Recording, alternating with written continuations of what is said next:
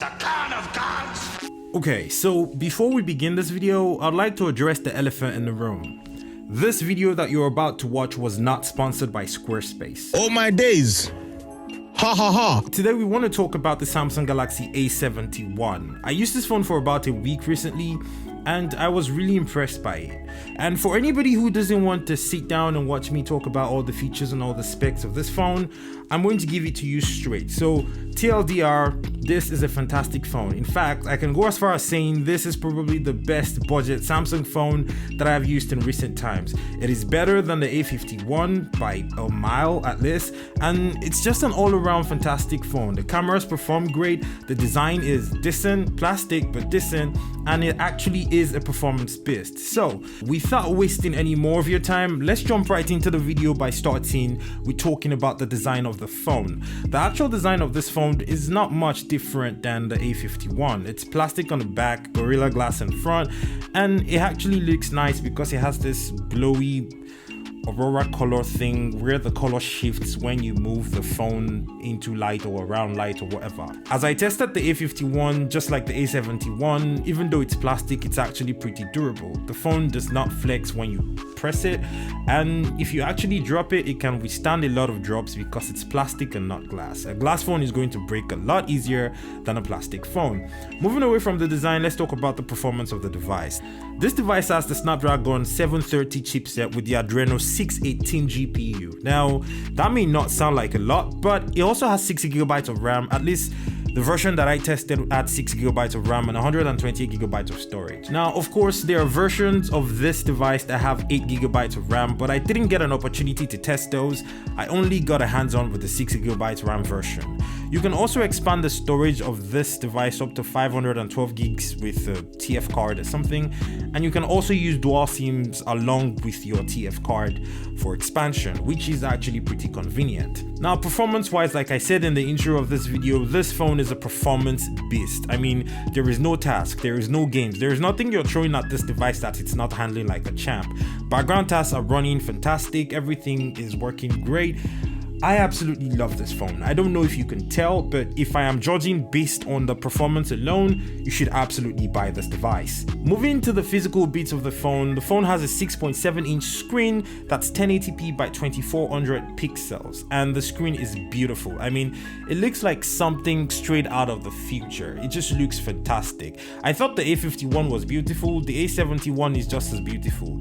But the AMOLED screen does have some issues. I mean, I had this phone for just 7 days, or was it 8 days? I'm not sure now.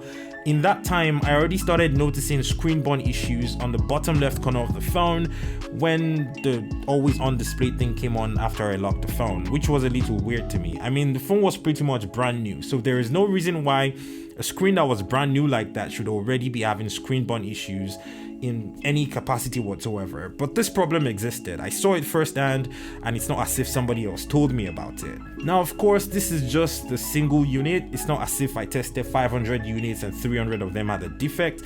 This is just the one unit that I tested, and for the most part, it wasn't an issue. When the screen was on, I didn't notice it. This only really became a problem when the screen was off in always on display mode. Now, you might notice from the home screen of this device that I'm not using Samsung One UI, and the reason why I don't use One UI is because I don't like it. I don't like it at all. It just sucks to me. So the first thing I usually do when I get a Samsung phone these days is I download a completely different launcher, I put a different wallpaper, put different icons just to make it look a little less terrible, in my opinion. Now, speaking to probably what is my favorite thing about this phone, the cameras on the phone. It's got a quad-core camera set up on the back, which does a fantastic job. I mean, I have seen flagship cameras not do as well as the cameras on the Samsung Galaxy A71 does. It's got a 64 megapixel main shooter f1.8, and the pictures straight out of this thing are fantastic. They look sharp, like they're insane, absolutely insane.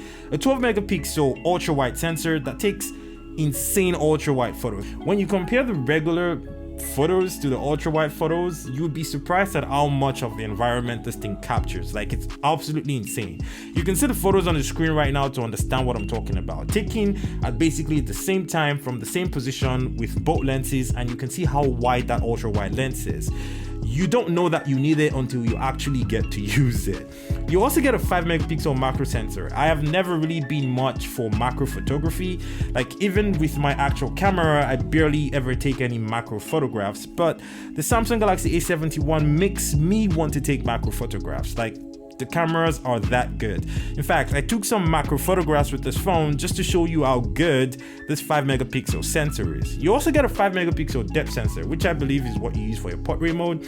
And the portrait mode on this phone works fantabulous. I mean, it just works. I cannot complain about any aspects of the phone. I cannot say, oh, this is wrong with the cameras or that is wrong.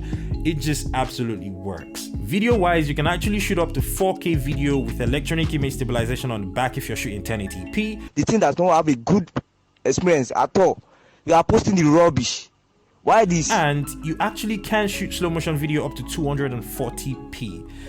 That's super slow motion. That's like 10 times slow motion if you're trying to do cinematic video at 24 FPS. That's insane. You also have a selfie camera that's 32 megapixels, takes fantastic selfies, and also can do portrait mode photos, which is fantastic. The videos out of this, however, are only capped at 1080p, which is honestly not bad. I mean, why do you need more than 1080p for your selfie, Instagram, and TikTok videos? Why? I think the absolute most insane thing about this phone though is going to have to be the battery life. I mean, it's got a 4,500 milliamps per hour battery. For numbers, that may not sound like a lot. I mean, it's not 5,000 and it's not 6,000, but the 4,500 milliamps per hour battery on this phone lasts a ridiculous amount of time. In fact, it lasts so long that I had to wonder if, I don't know, like the screen is so big, the phone is so big, how is the battery lasting so long? I could charge the phone full in the morning and I step out of the house at 8 a.m. I come back to the house in midday and I still have about 90% of my battery, and that is on heavy use. I'm constantly texting, constantly tweeting, constantly scrolling through Instagram, posting stuff, and my battery just refuses to die. In fact, I think I got 2 full days of use from this phone.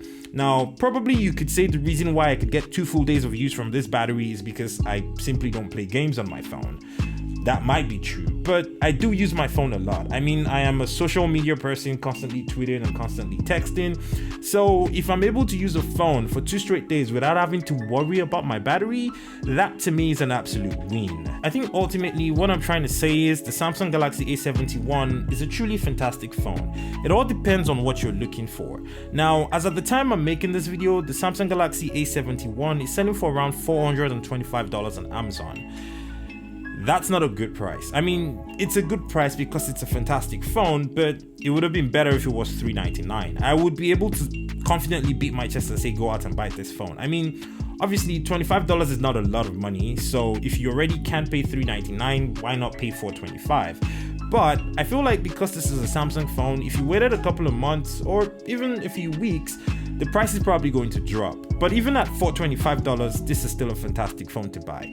In fact, I'll probably say this is maybe one of the first Samsung phones that didn't feel like it was costing way more than it should. Like, the phone is actually worth the money. Samsung did not try to swindle the customers, and they did not try to shortchange you with the cameras and the performance and everything this phone packs for the bang for the buck and what they're giving you for your money. It's an absolute fantastic buy. In fact, they put a 25-watt fast charge brick in the box. They also give you a TPU case. It's a plastic. I didn't get any footage of these things because I simply didn't think they were important, but they exist, and this phone has super fast charging, and that's one of the many features that they actually give you with this phone, which is absolutely fantastic. I love it. I can't complain. Look, the fact is, as an end user, it's impossible for me to not appreciate what Samsung has done with this phone. The design is great, the cameras are absolutely phenomenal, performance is insane, durability is meh, but it works. I mean, it's decent, and the battery life is just absolutely out of this world bonkers. You cannot find another phone that's that big, with a screen that nice, a screen that large, that's going to perform as well as this phone at that price, and the battery is going to last that long. I don't know how they did it, but they absolutely did it. Anyways, that was my opinion of the Samsung Galaxy A71. I hope you enjoyed this video. If you did, give it a thumbs up. If you didn't, give it a thumbs up 3 times or a thumbs down 3 times. whatever you like. Thank you so much for watching, and I guess I'll see you on another video that was shot by Kagan. Don't forget to subscribe. Peace. The kind